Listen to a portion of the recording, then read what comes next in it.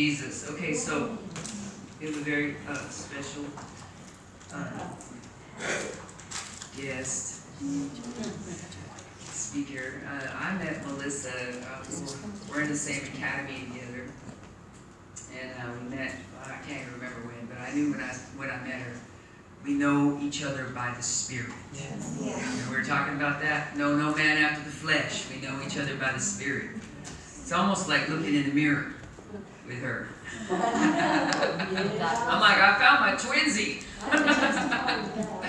So just we love honors Melissa Griggs. We're such an honor to have her here. We love her so much.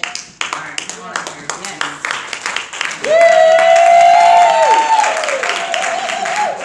And she's another one that preaches with her shoes off. That's what me and Mom do. So here.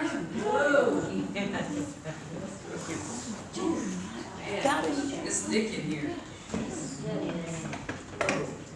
My shoes off now.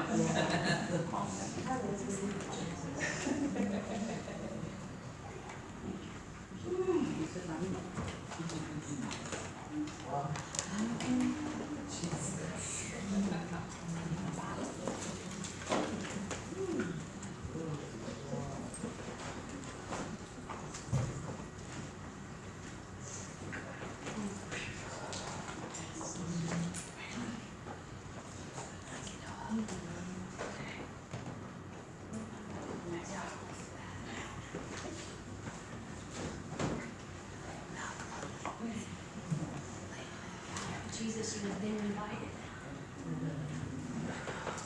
And it has been so obvious that you're here. And now, God, I invite you to use me. I have nothing to say. Not one word without you. So fill me, Jesus. Spirit. I love you.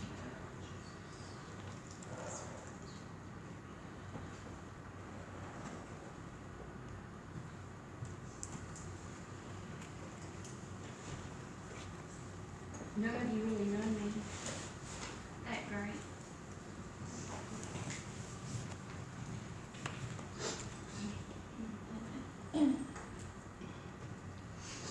If I was at home and the people that know me really well would be asking me what drama's been since yesterday.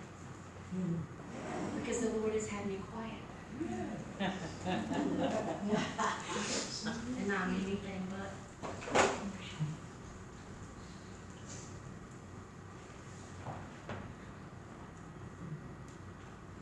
Fixing to change in this moment. Hey. Come on.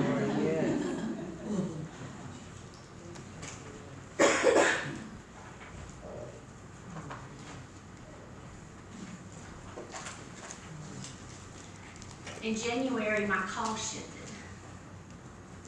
I've been called to teach people about the love of Jesus, and that will always remain. I will always do that. But in January, he said, I've got a new assignment. A shift in what I'm fixing to have you to do. Then I started noticing, how you go in to be with, and I know many of you y'all are leaders, and so this is not something that you haven't heard before. Many of you probably do it. In January, you go in to be with the Lord in just a different way. You fast, you pray, you seek Him. What does this year look like? What are you doing? What do you have for me? How can I serve you? And as I went in January to seek the Lord, and he said, you're called to prepare my bride. Ooh.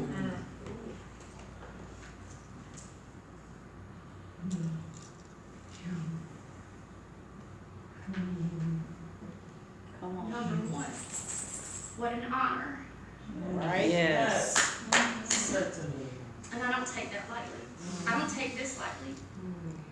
When Julie called and asked me to speak, I don't take that lightly. This is very serious to me. Because I want you to realize that many people want the pulpit, but they don't understand the call.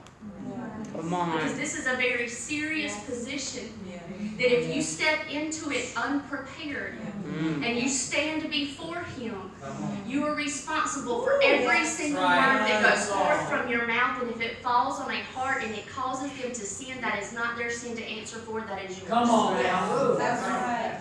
Come Come on. So I want you to know that I understand the severity of what I will answer for if anything comes out of my mouth and it causes someone to stumble. So when I tell you that it's an honor, I mean with every fiber in my being, I am honored that Jesus has called me and that He chose me, because I'm still wondering why. Because I know where I've come from. But I know now that I don't care. I don't care what you think of me because of my story. Many of you, and one reason the Lord has had me to be quiet is because when you walked in last night, you had this false perception of who I was in your mind, and you allowed the enemy to create that. And so I'm fixing to destroy every lie. Come on now. Come on.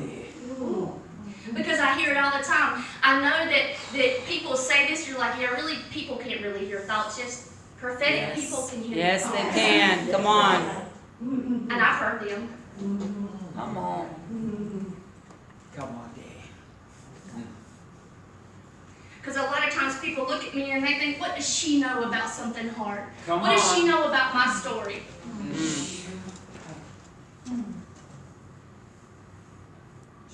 I'm fixing to tell you why I'm so passionate about my Savior.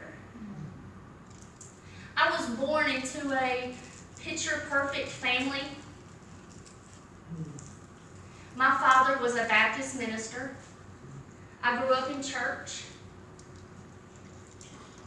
From the time I was old enough to walk to the time I ran away from the church I was in it. I grew up with not God being my God, but my biological earthly father being my God. Because the sun rose and set in His eyes, and if He was happy with me, I was okay. If He was proud of me, I was good. As long as I had Him to dote over me and love me. And every single girl needs that. I'm not saying that you don't.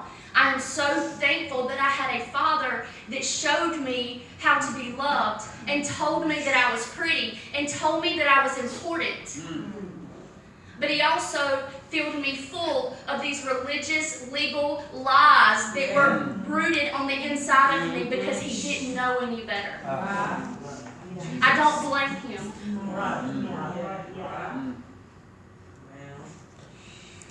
At 19 years old, I had just finished my first year in my Bible college because I had gone to school with a degree in religion. I already had that. Come on. Hey now. Come on. After I finished the first year of school, I went home for the summer and realized that everything in my home had changed. Jesus.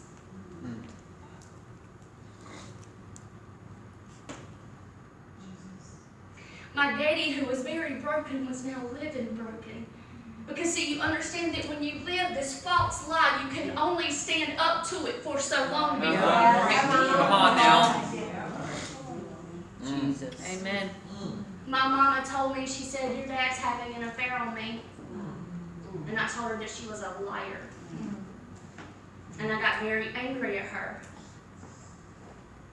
So a few months went by, and I drove by a hotel on my way home one day.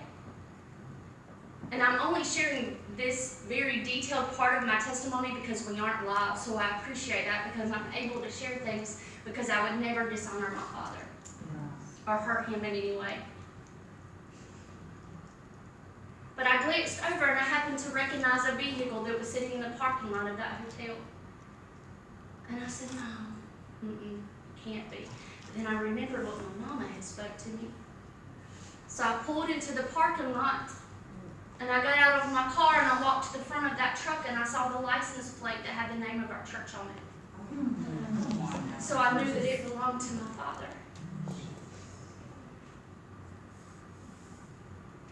I found out what room that he was in. This is my God. Remember, I want you to understand what is going on in this moment. This man is the one that sets my life in place. So I found out what room he was in, and I put my finger over the thumb hole because even as a child, I was very bold. And I knocked. Nobody said anything, and I continued to knock. And the woman's voice goes, "Who is it?" And I didn't say anything. So I kept knocking. And then I heard my daddy say, "Who is it?" And I moved my thumb. And I said, "You and I both know that I'm not going anywhere until you open this door.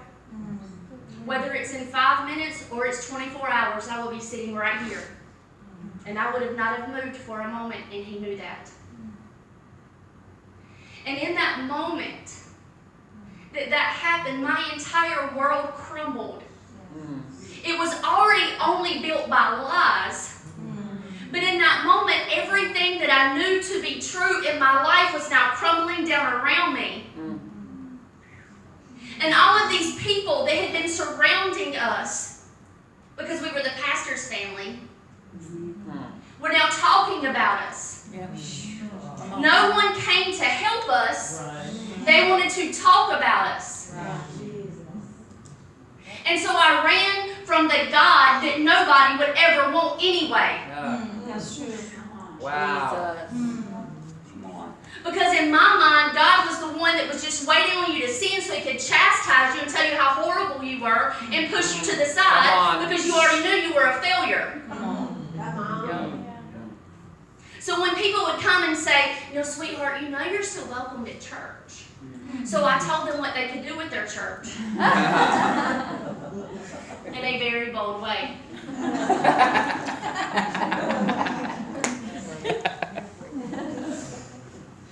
You'll see. I do things all the way. All the way right or all the way wrong. There's no middle ground for me. I'm going to royally mess it up, or I'm going to royally set it up.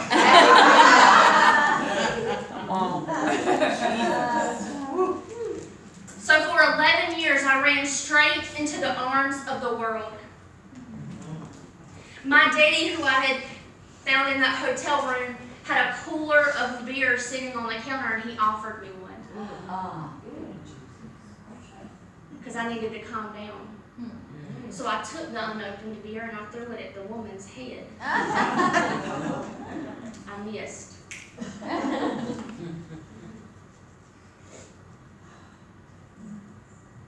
I'm going to be real for a minute, if that's okay.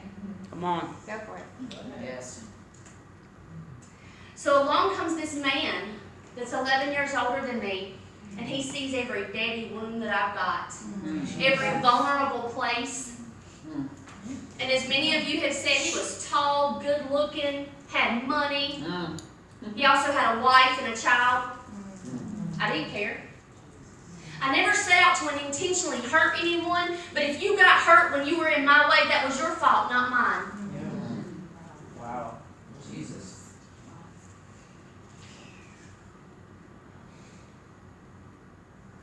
So my relationship began with this man who started controlling everything in my life. After that comes the abuse. I'm going to try to rush through a little bit of this. But this very bold, confident young lady became destroyed. I had no identity. Everything that I knew was tied up in this man now. And I thought that he was the only one in the world that could love me, so I let him treat me any way that he wanted to. The abuse was horrible, the kind that you see in the Lifetime movies. That's what I was living in.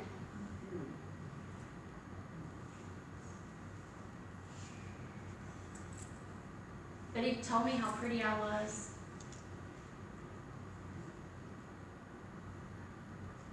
How much he wanted me. But he also wanted every other woman in the town. Jesus.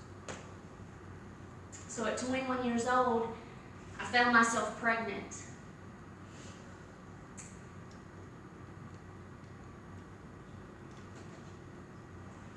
I'm fixing to share a part of my testimony that hasn't been spoken yet since this conference began, and it's going to touch a lot of your hearts.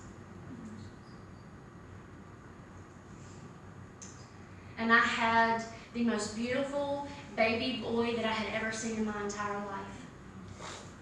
He's 18 years old today, and he is the joy of my world. He's amazing.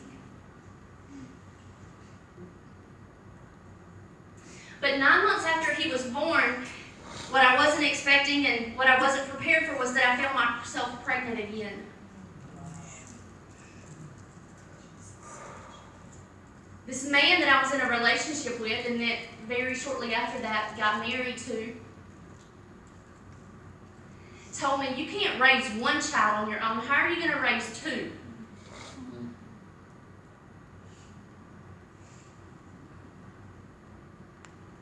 And so I called the abortion clinic for the first time.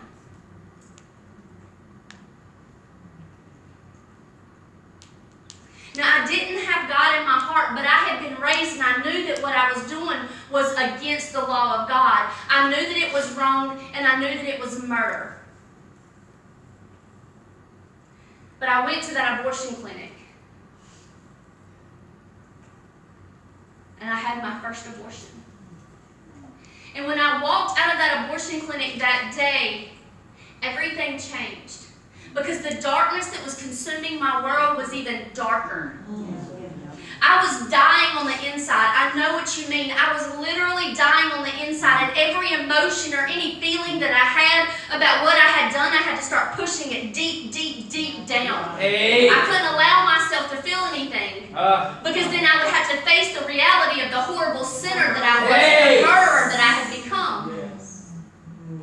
Come on. And so I turned to my drug of choice, which was alcohol. Because the day that I had the abortion, I had to drink myself asleep that night.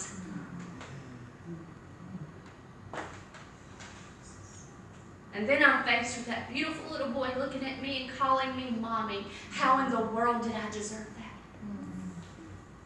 And so now everything that this man is telling me, because you know, the emotional and mental abuse is way worse than any fist punch I've ever received. Come on. Yeah. Broken bones, bruises, concussions, they heal. This and this just about took my life. Hey, wish you hot there. But it gets even darker.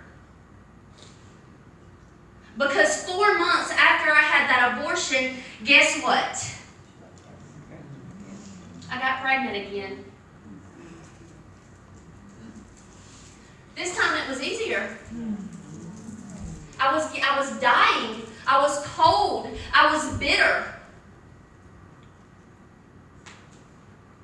So I went to the abortion clinic the second time. And I went home not knowing that that night I almost took my own life. Because you see, and this is going to break every religious, legalistic law that you have as well, because that first abortion that I had, God actually gave me grace through that. The second one, he said, with a very broken heart, you want it? You're going to get the full-blown effect of it. And what they don't tell you is that when you take these pills, they send you home to have an abortion by yourself. So I went home that night further along than what I was supposed to be when they gave me that pill. And I gave birth to my child in the bathroom floor. And it looked like a murder scene. There was blood everywhere. And I was drinking as much as my body could consume. Where do you think that man was? Jesus. And so sitting on that bathroom floor in a pool of my own blood, holding my unborn child in my hand, the devil was right there beside me. Look at you. You're not worth nothing. don't deserve to be a mama. Why don't you take your own life? Why don't you do everybody a favor and just end it right now? And I bought it. You're right. I'm horrible. I'm worth nothing. Why would anybody want me? I don't deserve my son. I don't deserve to live. I've now taken 2 lives. And I know what God says, I'm going to hell. So I went into the bedroom and I got the gun.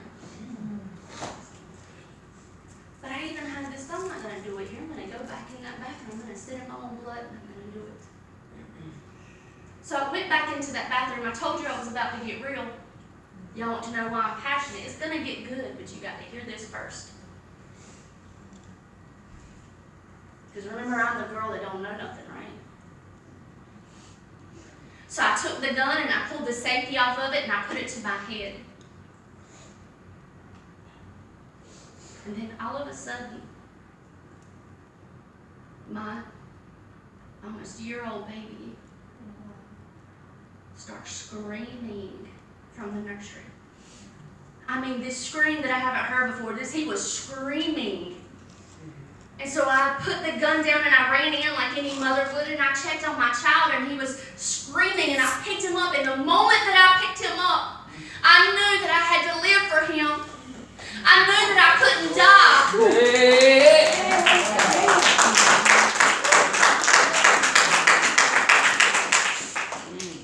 I know there's no one that convinced me any different. I know that God sent an angel that pinched him, that shook him, that jerked on him, that scared him because he had a cry.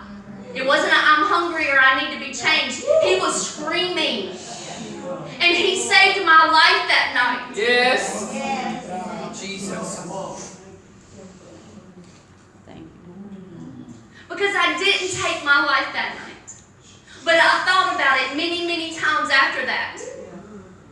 Because the abuse continued. But now what had shifted even in that was, I now deserved it. Beat me because I can't beat myself. Punch me because I can't punch myself. So I stopped fighting back. I lost my fight. We're fast forwarding to the time my child is 3 years old. I never had the strength to leave that man, although I tried many times. But now my child was old enough to look and scream and say, "Mommy, Mommy, Mommy," when I was being hit and when I was being beaten. That's what gave me the strength to leave that marriage.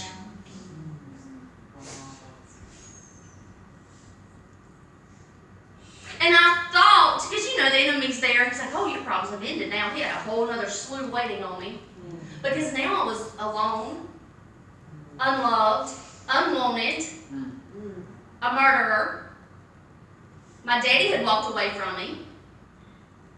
Everything was gone.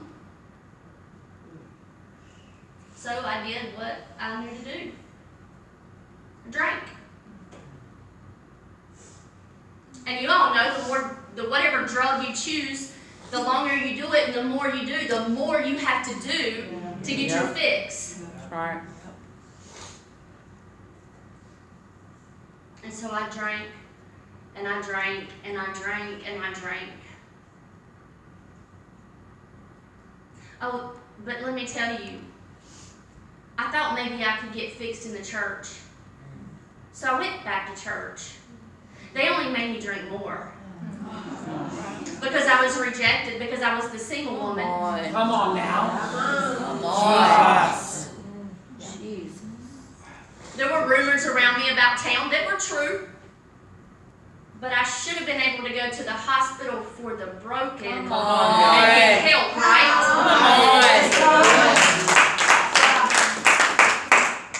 Do you want to know, when I got to the church, what my whole goal was being there was to be invited to the coffee date that the women had on Saturday morning? I've yet to be invited, but God protected me from that coffee. That's right.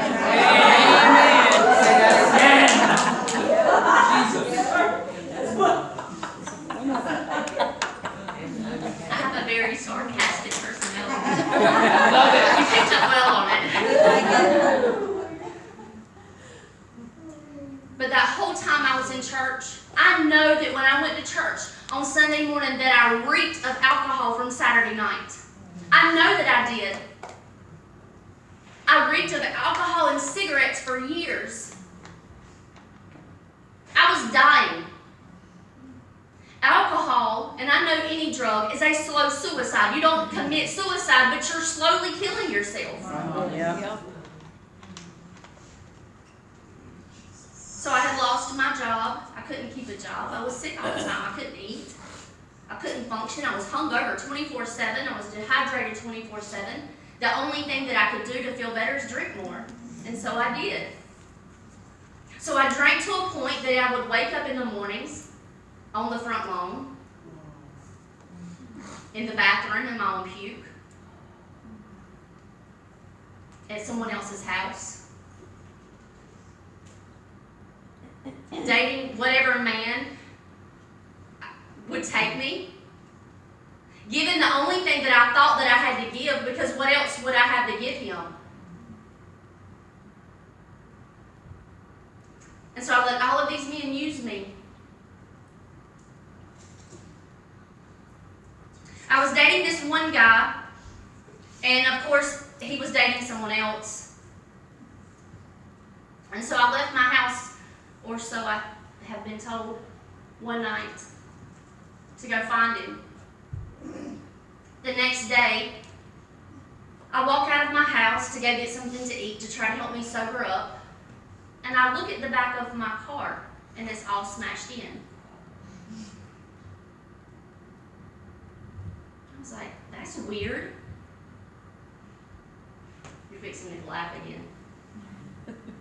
So I did what any normal person would do. If you walk outside and the back end of your car smashed in, I called the police. I didn't know how it happened. That was the truth.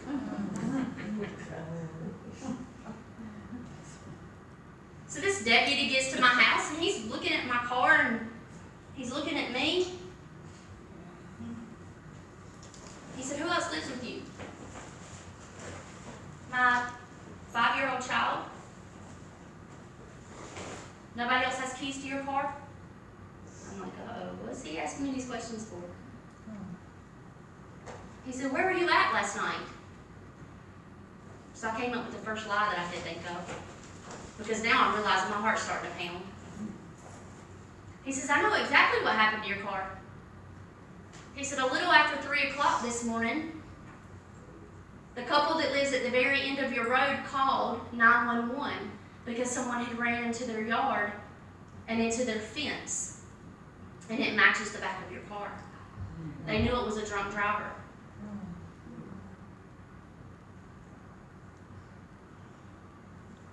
He said, "So this is the way that I see this. You have one or two choices. You can walk into your house and you and I will both pretend this call never took place, or you can turn around and put your hands behind your back because you're under arrest for a DUI. I said, "Have a good night." True story. But I walked into my house and I thought, you can laugh, like seriously. If I was listening to someone share that story, I'd be like, "You've got to be kidding me." And she's actually telling this out loud. I told you I didn't care what you do with my story. Come on. But in that moment, I realized how bad my addiction was. I still, to this day, have no memory of driving that vehicle that night at all.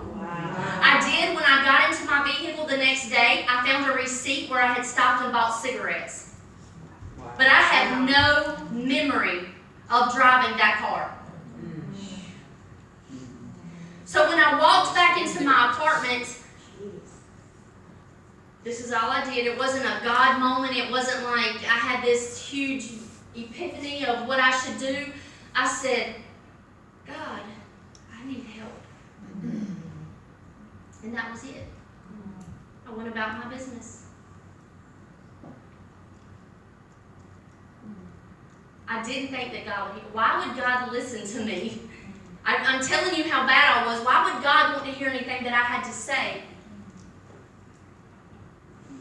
But after that night, I would do my regular routine, which would be put my child to bed, and once I put him to bed, I would go into my kitchen, I would pour my first glass of wine, that I was up to drinking 4 to 5 bottles by myself every night. Because I had to drink until I passed out, because I was tormented in the night. Because I couldn't sleep unless I had the alcohol. That's why I would say I wake up in my front yard, on my back porch, in my bed sometimes, but I had to drink until I passed out because it's the only way that I could sleep. So I would drink and I would take sleeping pills. And I truly do not understand, well, I know why and how I'm alive today. But medically speaking, I should not be here. Come on. Because this thing would enter my bedroom every night. I thought that I was having nightmares until the night I'm fixing to tell you about. Remember, I had said, God, I need help. A few weeks had gone by. I was doing my regular routine, walked into my kitchen, poured a glass of wine, got my cigarettes, went on my back porch, where I spent my nights by myself. And I sat down on my back porch, and I all of a sudden had this fear come over me. I knew that someone was watching me. It was like that eerie feeling that I was not alone. And I lived down this dirt road, and behind my house was nothing but trees and like forest. It was just black, pitch black, no street lights, no nothing. It was country. And so I rushed inside and I locked up my door. I never smoked around my child, so that's why I would sit outside every night. I locked up my door and I went and sat in my living room, and this same panic, this eerie feeling overcame me. And I picked up my phone and I was about to call 911. And if that same officer had come, I probably would have been arrested.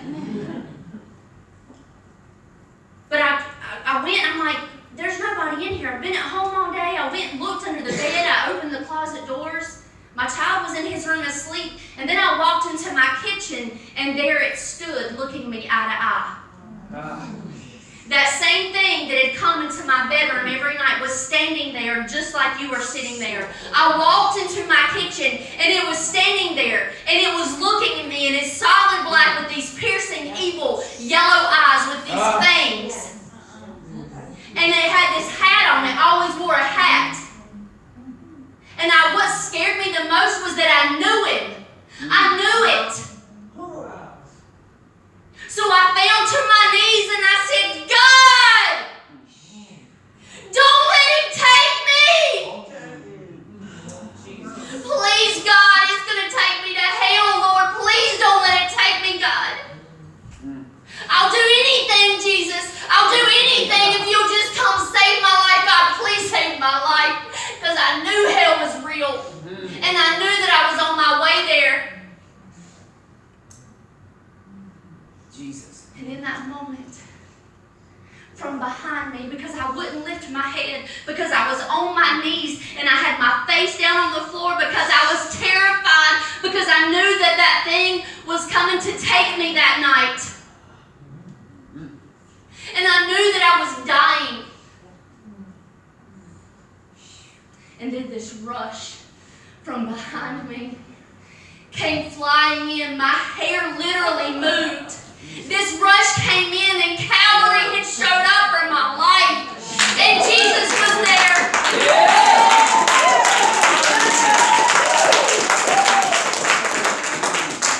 And he said, finally you called on me. I've been standing there with my arms wide open saying, Melissa, please come to me. Jesus. Please come to me. Let me save you from this. You don't have to hurt.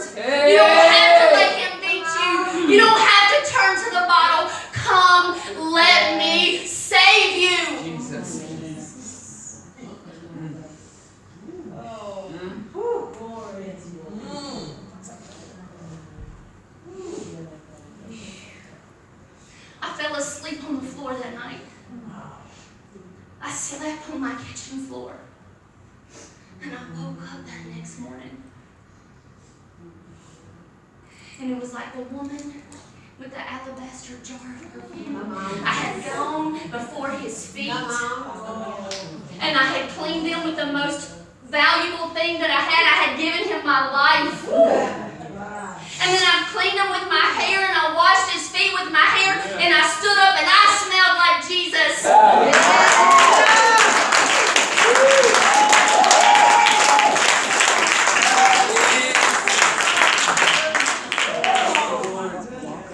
Instantly delivered of my alcoholism.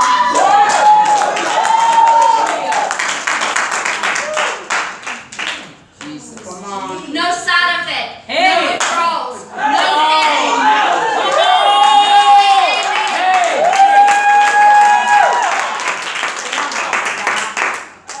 Nothing.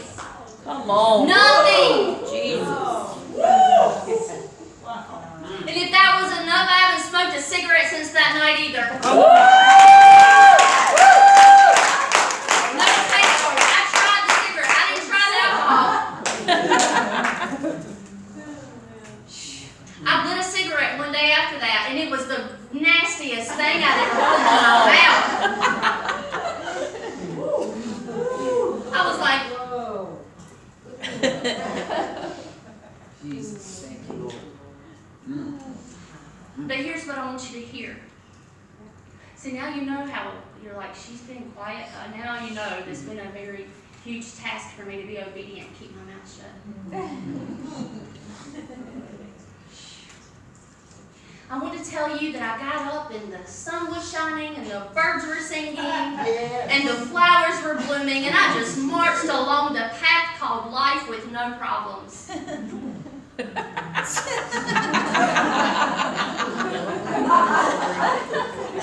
Sarcasm. Y'all are catching on. But see, then, before, I hadn't made hell mad. Come on. Come on. Jesus. I didn't mean to then.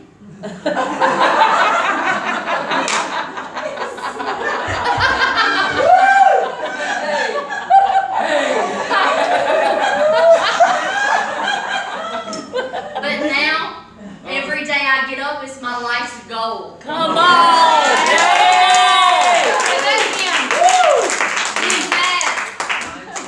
I will stomp on hell with because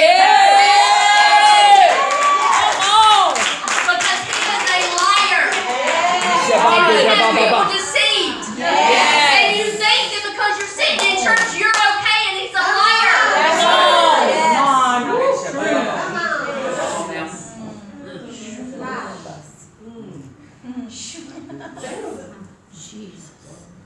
I went after Jesus. I got my Bible. This very one. You can tell it's got a story. It's had some tears on it. There's pages that you just about can't read. Jesus. Because it's been through a thing. Because I've been through a thing. Yes. So I opened my Bible and I said, Lord, I obviously have never known you a day in my life. So show me who you are.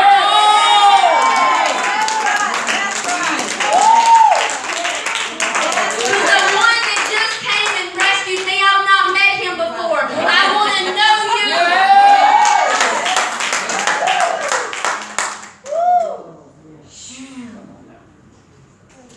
And I've done that every day since. Because this is what gives me life. It's my oxygen. I was dying and busting hell wide open, and I was in church every single Sunday. Jesus. I'm fixing to make a very bold statement. If you are in a church and you are not seeing people delivered and saved and set free, leave.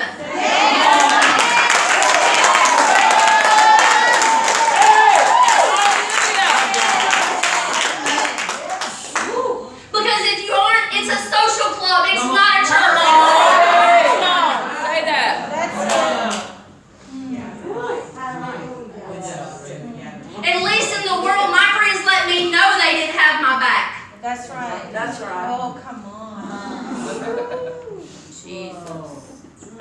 Stop talking and gossiping about people. Yes. You're hurting them. Yes. Jesus.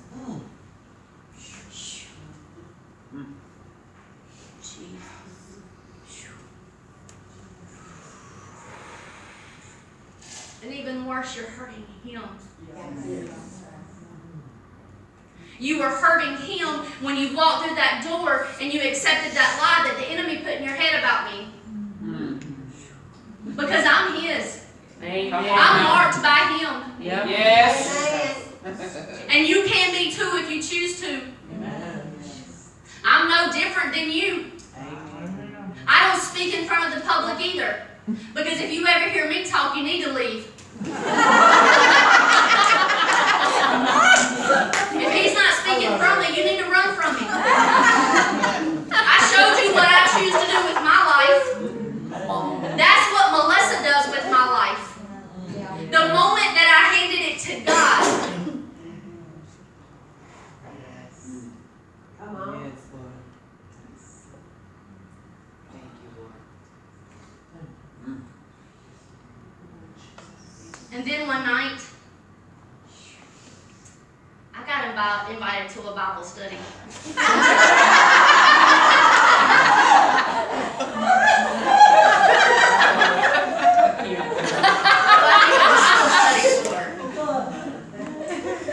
I'd never met these people. But I went because my friend wouldn't leave me alone, and she kept on and on, and so I finally said, if I go with you one time, will you leave me alone? She said, yes, I went. She drove. She was wise. Because I walked in, and these people were all in the living room, and they were speaking in tongues and singing in tongues, and I didn't even know that was a thing. And I was like, I ain't got a cord. So I just found a place in the corner of the living room in the very back, and I tucked myself into it. And then this man got up and he was teaching, and I still couldn't get over the tongues thing. I'm like, how do they know what to say? Did they go to school for it?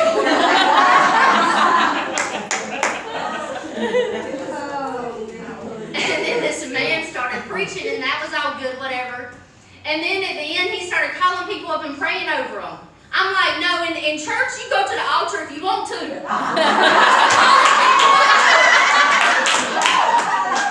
Y'all messing me up. But none of them knew me, right? So I was like, and then so they were all standing up, and this man was standing up, and his name was Eugene, and the pastor said, hey, Eugene, can you move to the side? And that's how I found out his name. I was like, please don't be Eugene, please don't be Eugene. And Eugene moved, and I was like, he said, young lady. And then he started speaking into my life, and he was telling me everything that had happened and how I was called to these women and all this stuff. And I'm like, how does he know that? And I look at my friend, and she said, I haven't told him anything. And I said, you're lying, and Jesus is here.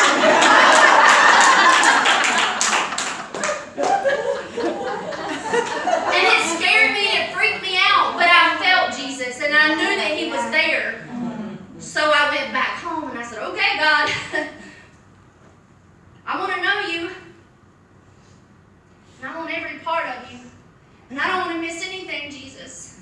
And I know that you were there, and I don't understand it because my entire life I've been taught that that's not for today, and that it comes from a devil. So, Lord, show me. What I had done was I went into the secret place and I shut the door like he says in Matthew 6. And when I shut the door behind me, and he knows that you're serious, because that means I'm not doing it for show. I'm not doing it for post on Facebook. I'm not doing it to sound or look holy. Come on.